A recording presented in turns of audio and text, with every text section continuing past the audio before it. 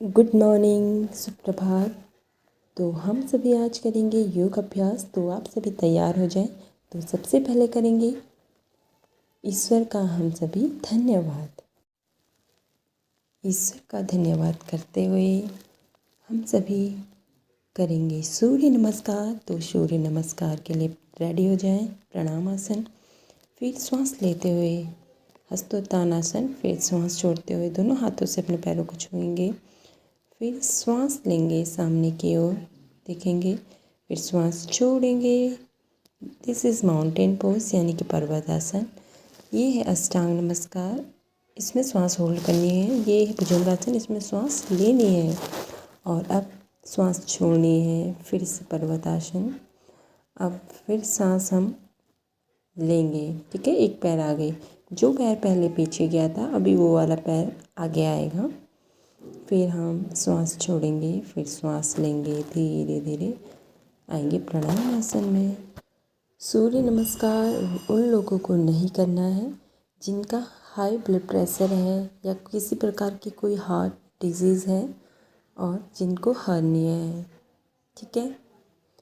वो लोग इसे ना करें, और जिनके किसी भी प्रकार की सर्जरी वगैरह हुई है वो भी इसे स्किप करें, ना करें इसे, ठीक है। सूर्य नमस्कार के 4 से 5 स्टेप आप लोग ज़रूर करें शुरुआत में। और यदि समय ज़्यादा है तो आप लोग इसको 10, 20, 30, 40, 50 ऐसे भी इंक्रीज़ कर सकते हैं। ये सभी आपके समय के ऊपर निर्भर करता है।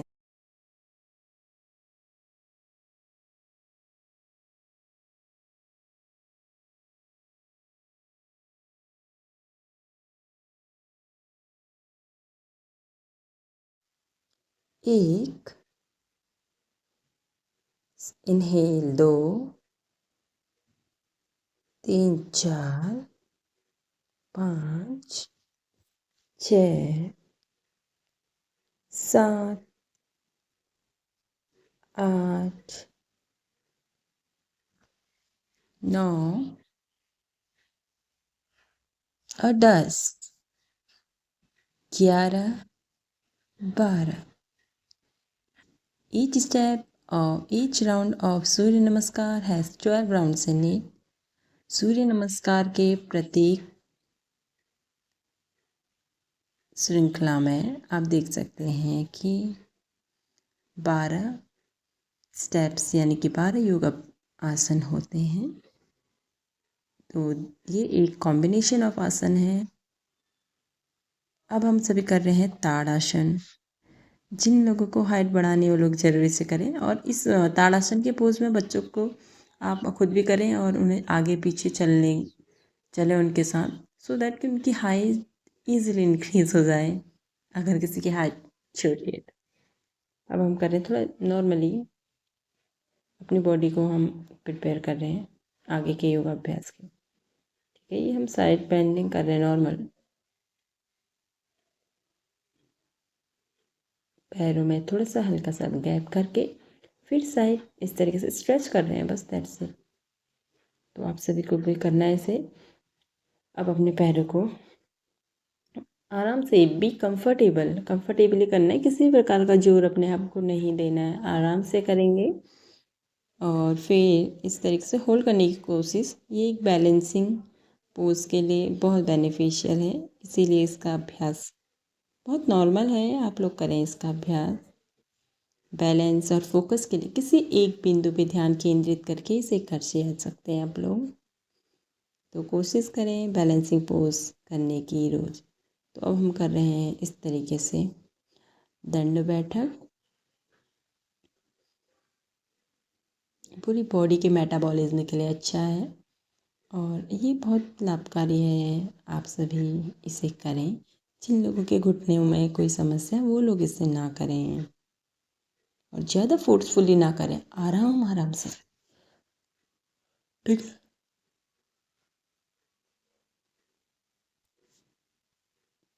तो अब हम सभी कर रहे हैं वृक्ष आसन, ट्री पोज। ये बहुत ही लाभकारी है वृक्ष आसन। बच्चों को कराएं। फोकस कंसंट्रेशन के लिए, ध्यान के लिए बहुत ही ज़्यादा लाभकारी आसन है। किसी एक बिंदु पे ध्यान केंद्रित करें तो आप इसे बैलेंस कर लेंगे आराम से। फिर इसे एक पैर पे करने के बाद दूसरे पैर पे भी अवश्य करें ताकि आप प्रॉपर इसके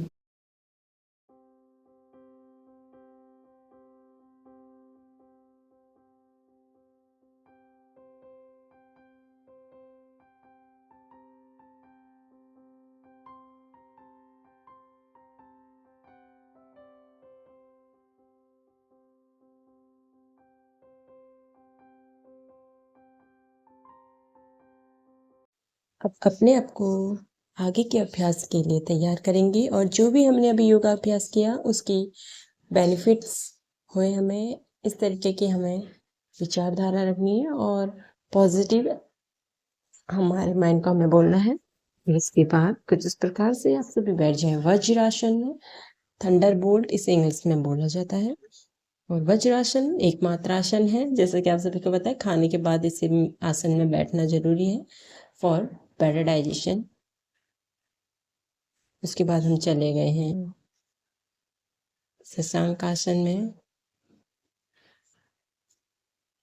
ये स्ट्रेस रिलीजिंग आसन है और जो यदि आप लोग बैक बेंडिंग करते हैं तो उसका काउंटर पोज भी है। ये बैक बेंडिंग करते हैं तो उसके बाद फ्रंट बेंड भी किया जाता है। इस तरीके से इसे किया जाए तो किसी भी तरीके की आपको समस्या नहीं होगी और जो बेनिफिट्स हैं वो प्रॉपर मिलेंगे दोनों।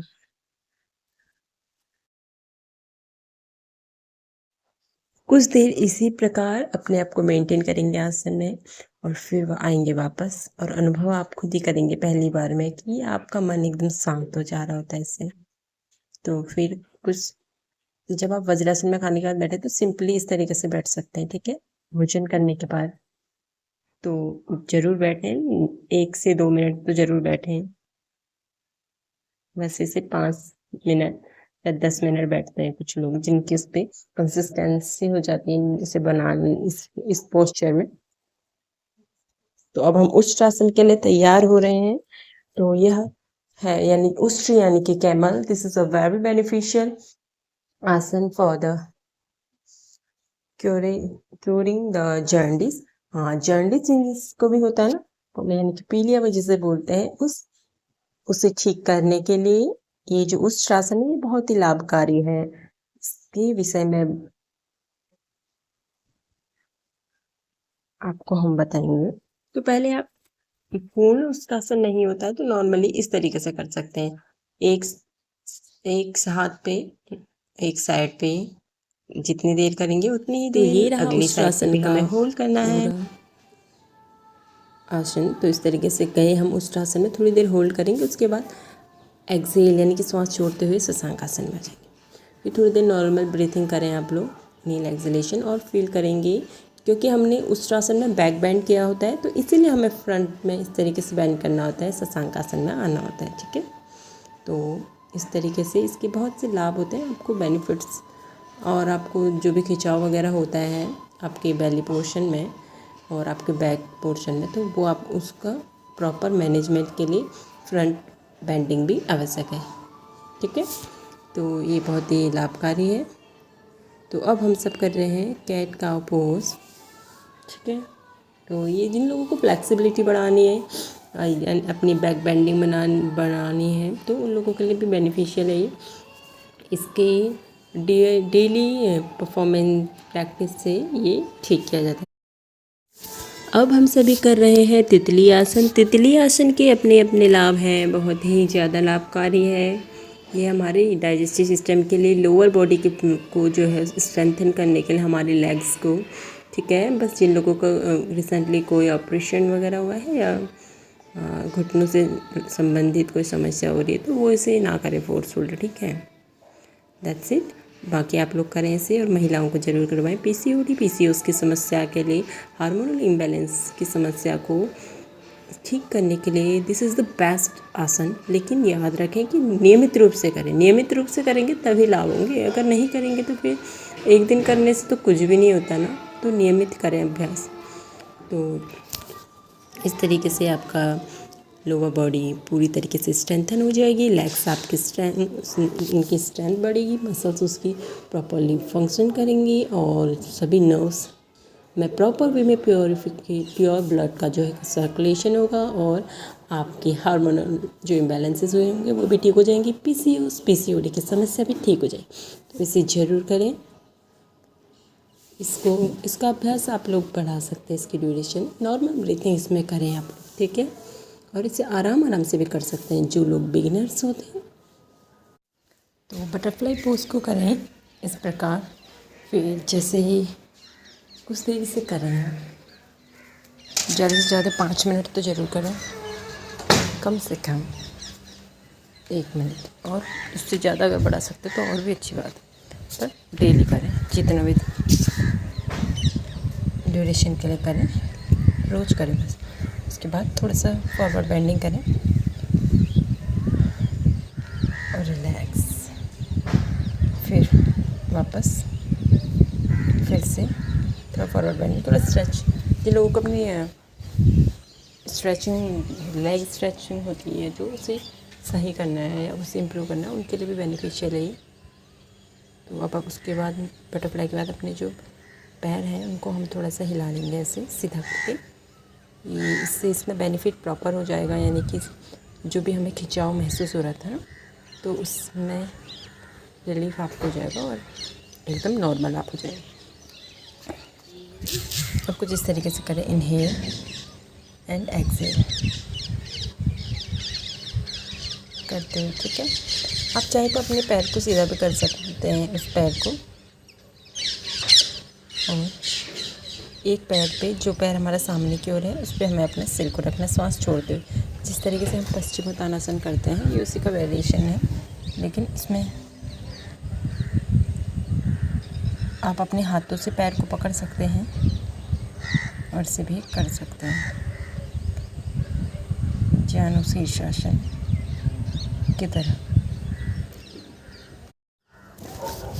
इस तरीके से बस जो जानु शीर्षासन होता है उसमें हमारा जो पैर होता है वो फोल्ड रहता है ज़मीन पे, जैसे नॉर्मली हम अलती पलती मार के बैठ रहते हैं उस टाइप में। एक पैर उस तरीके से फोल्ड रहता है और बाकी दूसरा सामने की, ठीक है। तो अब हम कर रहे हैं इस तरीके से ट्विस्ट कर रहे हैं, ठीक है। हमारी जो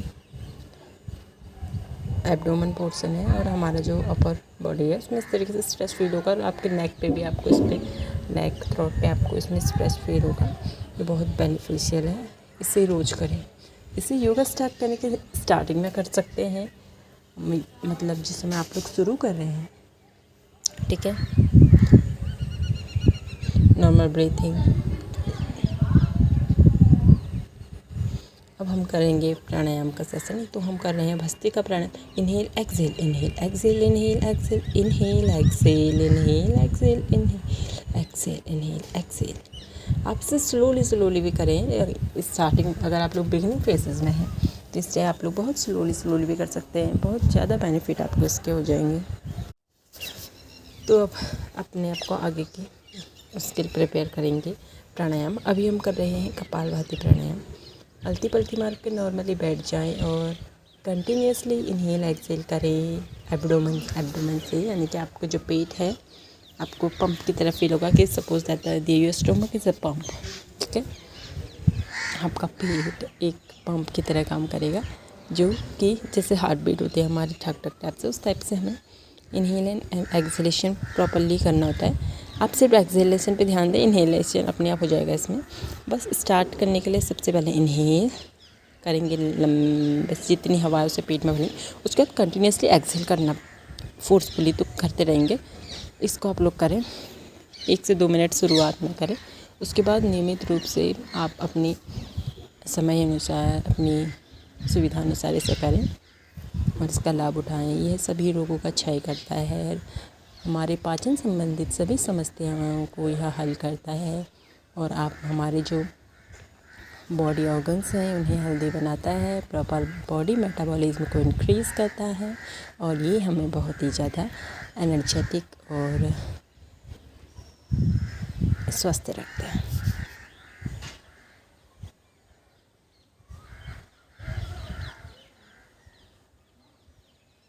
तो फिर नॉर्मल हो।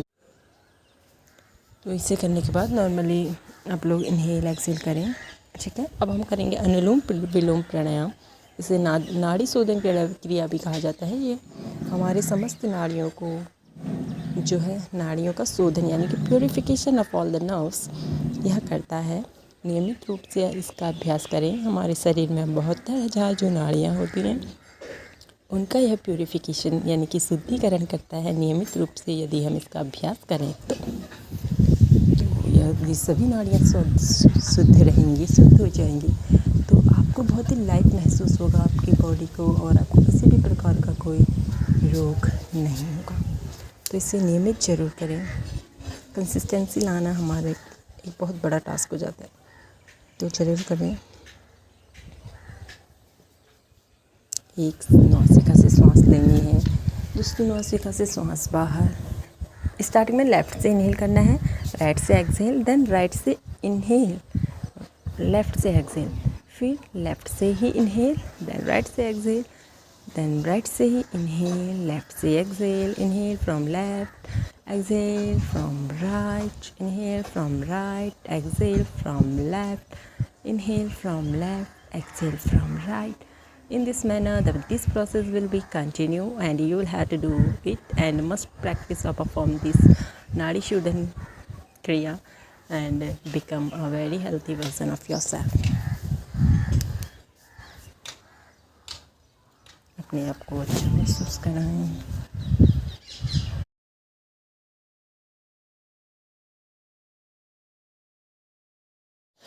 अब हम सभी करेंगे भ्रामरी प्राणायाम। अपने दोनों अंगूठों से दोनों कानों को बंद करेंगे और कुछ इस प्रकार अपने बाकी की उंगलियों को अपने माथे, आँखों और नाक के नीचे पे रख लेंगे। उसके बाद सांस लेंगे और सांस छोड़ते हुए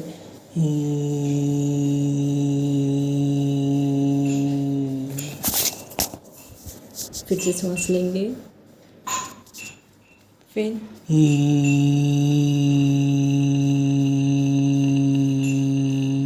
श्वास छोड़ते हुए हमें मधुमक्खी की तरह आवाज़ निकालनी है। इनहेल, एक्सहेल,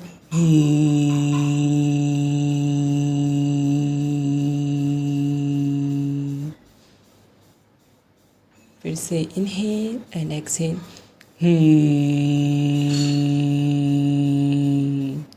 अब हो जाएंगे नॉर्मल और बहुत अच्छा अनुभव आपको भ्रामरी प्राणायाम से मिलेगा। मानसिक शांति मिलती है और मस्तिष्क का प्रॉपर इसमें जो हमारा मस्तिष्क है वो प्रॉपरली फंक्शन करता है, क्योंकि जो हमारा रक्त संचालन है वह उसकी प्रक्रिया बहुत अच्छी से होती है इस पे से। तो उसके बाद आप सभी बैठ जाएं किसी भी आसन में, पद्मासन में, सुखासन में, या अगर आप लोग के घुटनों में कोई दिक्कत है, आप लोग बैठ नहीं सकते तो नॉर्मली चेयर पर बैठ के भी कर सकते हैं। बुजुर्ग लोग इस आंखें बंद करें और इनहेल एक्सहेल करें, अनुभव करें सकारात्मकता आपके शरीर में श्वासों के साथ अंदर प्रवेश कर रही है और नकारात्मकता श्वासों के साथ बाहर जा रही है। धीरे धीरे आपका संपूर्ण शरीर, मस्तिष्क, संपूर्ण शरीर एकदम स्वस्थ हो रहा है और आप एकदम स्वस्थ महसूस कर रहे हैं। ऐसी ही कामना के साथ आप सभी को अपना संपूर्ण योगाभ्यास का सकारात्मक प्रभाव अपने आप पे, अपने मन पे, अपने शरीर पे और अपने जीवन पे करना है। सकारात्मक सोच, विचार और नियमित योगाभ्यास से अपने आप को स्वस्थ रखेंगे, खुश रहेंगे और अपने आसपास भी सभी को प्रसन्न आप सभी रखेंगे। इसी कामना के साथ धन्यवाद।